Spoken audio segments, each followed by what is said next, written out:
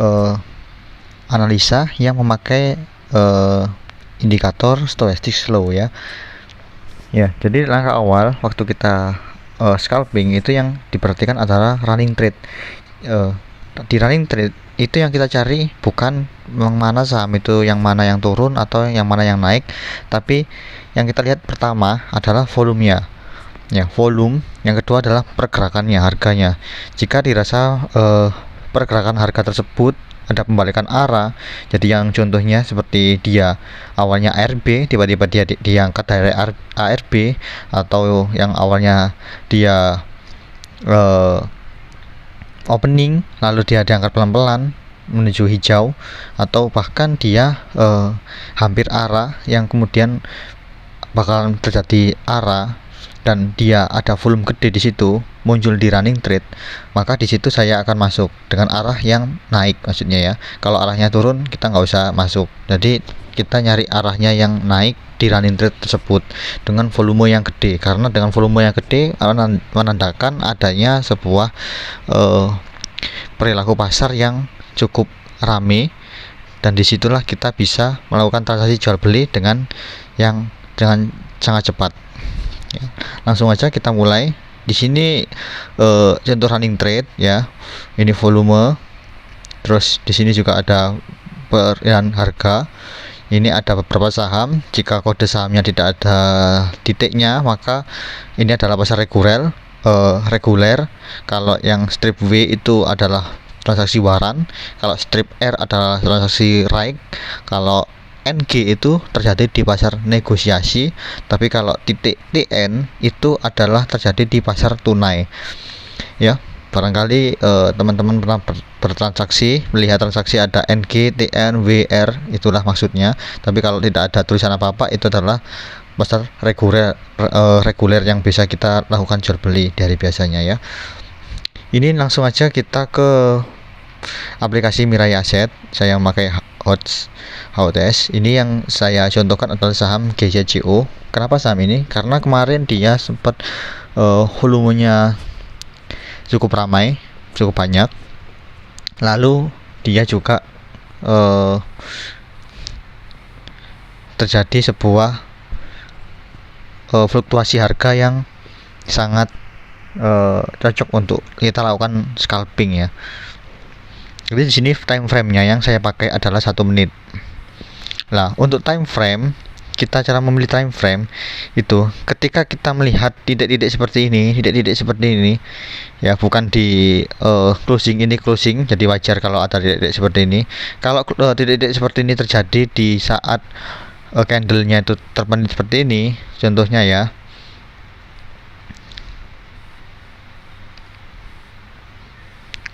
Kita cari saham yang sepi dulu aja biar ada contoh kalian. Jadi gimana cara mengetahui saham itu potensi untuk dijadikan scalping atau tidak. Nah, seperti ini ya. Jika yang kalian lihat itu titik seperti ini, maka itu time frame-nya berarti terlalu kecil yang kalian setting. Maka kalian harus gedein ini. Jadi gede awalnya bisa 3 menit dulu, oh masih ada, dikasih 5 menit, oh masih ada, 10 menit masih ada. Itu sampai ini titik-titik yang seperti ini itu tidak terlihat lagi ya di tengah-tengah candle, karena kalau dia terjadi di tengah candle itu bakalan mengganggu scalpingan kita tentunya. Nah, kalau tidak ada berarti saham itu terlalu sepi. Kalau nggak bisa disetting ke menitan, bisanya daily. Nah, seperti itu ya. Kita kembali lagi ke GZCO.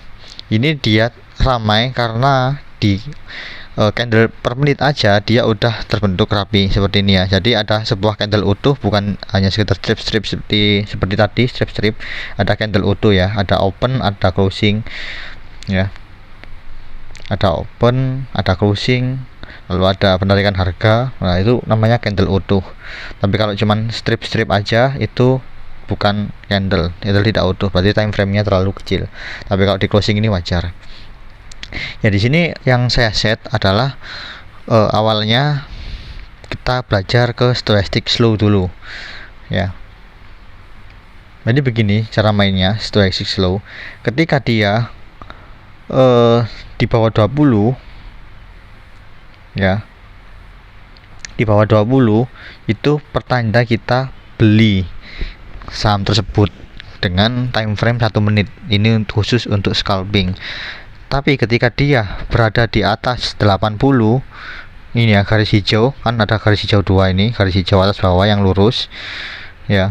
Ketika dia di bawah 20 itu kita beli, tapi ketika dia di atas 80 itu kita jual ya. Kita cocokkan. Tapi bila pasar tersebut waktu opening dia naik sangat tinggi dan dia sudah di area 80 ini dan naik dan tidak menyentuh area bawah sekali seperti ini, lebih baik jangan masuk ya teman-teman. Jangan masuk, jangan paksa masuk daripada kalian nyangkut ya. Jadi ini ya, ambil contoh kita langsung masuk di menit pertama pasar, pembukaan pasar ya, opening. Ini sempat dia bangun dari 15.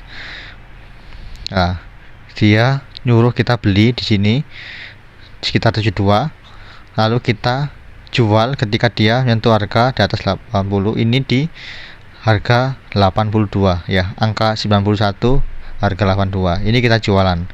Jadi seperti itu. Waktu dia turun lagi hingga nunggu kita di bawah 20. Lah ini di bawah 20 angkanya, maka kita cenderung untuk beli lagi dan jual ketika dia menyentuh angka di atas 80. Ini kita jualan seperti itu. Nah, untuk memastikannya apakah ini cocok untuk jangka berapa jual belinya, itu kan kalau kita tarik seperti ini contohnya. Nah, tiba-tiba dia turun, tapi ketika dia naik, nah sebentar,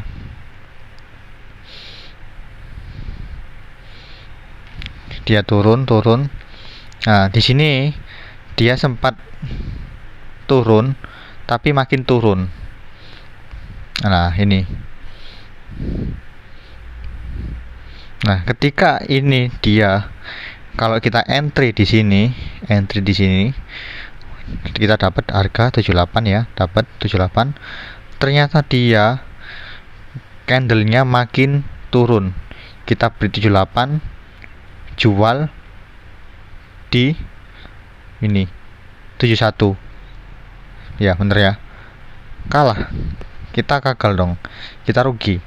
Nah, maka dari itu di sini selain menggunakan stochastic slow ya, setelah kalian benar-benar paham belinya di bawah angka 20, jualnya di atas 80 angkanya stochastic slow, kita comparekan lagi stochastic slow ini dengan MACD. Nah, seperti ini. MACD dan stochastic slow. Nah, ketika MACD terjadi sebuah bearish ya, penurunan dari MACD, ini turunnya MACD-nya, dan dia ternyata tidak ada tanda-tanda perlawanan kenaikan, lebih baik kita jangan maksa masuk.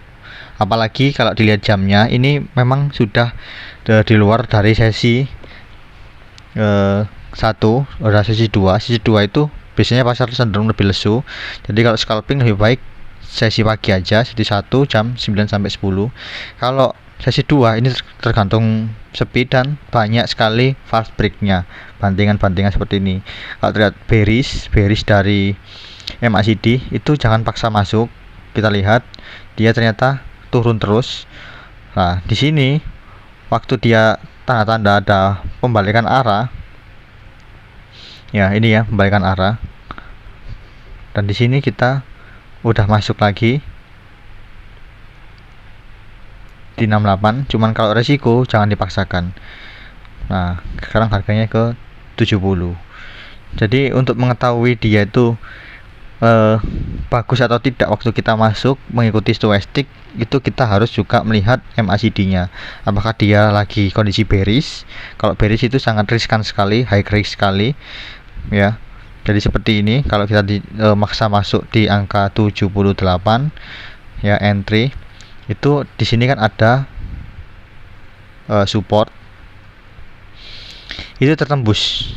Ini kalau kita nggak lakukan cut loss bakalan berbawa turun ya. Jadi di time frame yang 1 menit seperti ini juga terdapat support resist ya. Ini bisa kalian langsung gambarkan saja support resistnya. Kalau yang panjang ini dia kesalahan dari candle aja, mungkin error ini aplikasinya ya. Jadi seperti itu. Jadi bisa kalian tarik garis seperti ini untuk support resist untuk di per menit. Nah, kalau kita lagi trading jam trading jam 9 sampai 10. Nah, ini kan jam 9 sampai jam 10 area sini. Nah, itu sepertinya udah sesuai sekali dengan trading plan kita ya. Jadi di sini MACD-nya udah bullish, tiba-tiba dia bearish, kita nggak masuk, nggak masuk. Di sini ternyata dia ada perlawanan pembalikan arah golden cross. Nah, tapi kalau kita bilangnya dia udah terlalu beresiko, lebih baik kita jangan maksa masuk daripada nyangkut, karena ini memang terlihat setelah terjadi double top ya, ternyata dia malah makin turun seperti itu ya. Jadi untuk scalping saya lebih menekankan untuk melihat ini stochastic slow diselingi dengan trennya di MACD, apakah dia lagi bullish ataukah dia lagi bearish. Kalau kita masuk waktu bullish itu jangan sampai kita nyangkut di pucuk, tapi kalau kita masuk lagi bearish itu kita juga jangan sampai nyangkut telat jual, maka kita bakalan nyangkut seperti itu. Lalu di bid over juga terlihat untuk over ya, jika overnya ini dia kemakan tambah tipis langsung kita entry HK, hajar kanan langsung. Tapi jika terlihat di sini harganya cuman kotak kuning, ini kan ada kotak kuningnya ini dia pindah atas bawah pindah aja 71 itu biasanya pasar masih ada perlawanan. Jadi jangan masuk dulu, tunggu hingga benar-benar ada yang HK. Jadi kotak kuningnya ini pindah ke area 71 ini dan ini berkurang. Tapi kalau dia langsung pindah ke kotak ini dan volume ini langsung berkurang cukup cepat juga, itu pasti harganya dibawa turun seperti itu. Jadi selain kita melihat candle time frame 1 menit itu, jangan lupa tetap lihat bid over. Lebih baiknya juga jika kita melihat di frekuensi juga. Jadi frekuensi contohnya seperti ini. Nah, di sini terlihat ada 47.000 lot dengan 4 frekuensi ya. Dan di sini ada 35.000 lot dengan 98 frekuensi. Frekuensi ini adalah jumlah antrian ya, sedangkan volume ini adalah jumlah lotnya total.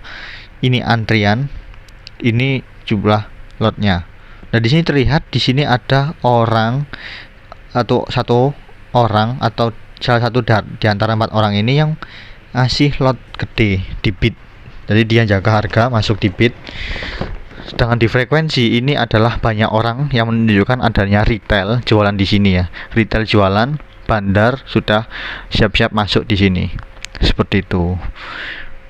Untuk harga itu kita relatif aja. Kalau kotak hijau ini berpindah ke AX atau over, dan kita lihat di bidnya ada volume gede dan frekuensi kecil seperti ini, lalu tiba-tiba di sini juga kotak hijau ini yang harga menentukan harga ini dia pindah ke 71 dan overnya ini berkurang dikit-dikit, langsung kita masuk. Karena apa? Karena bandar udah ada di bid dan pastinya dia juga HK. Karena kalau dia cuma ngebid aja itu khawatirnya ada fake bid atau bid palsu, biasanya dipasang hingga ke bawah. Tapi kalau di sini itu biasanya bandarnya melakukan scalping aja mungkin ya. Dia scalping, selain dia jaga harga di sini, dia juga pasti HK di sini. Seperti itu. Jadi untuk scalping kali ini penjelasannya cukup sampai di sini aja. Semoga kalian bisa mengerti bagaimana cara menggunakan time frame 1 menit untuk scalping, cara menentukan menitannya berapa pakai time frame yang berapa menit untuk chartingnya, lalu indikatornya pakai stochastic slow, dan dilengkapi dengan MACD untuk menentukan tren dari candle tersebut. Untuk stochastic low itu cara kita untuk entry masuk, sama kita untuk kapan exit jualan, seperti itu untuk stochastic slow-nya. Tapi untuk MACD kita untuk lebih ke arah trennya, kapan, apakah kita masih bisa masuk, apa kita masih bisa untung di situ apa tidak ya. Sekian dari saya, semoga kalian mengerti dari video scalping kali ini. Terima kasih.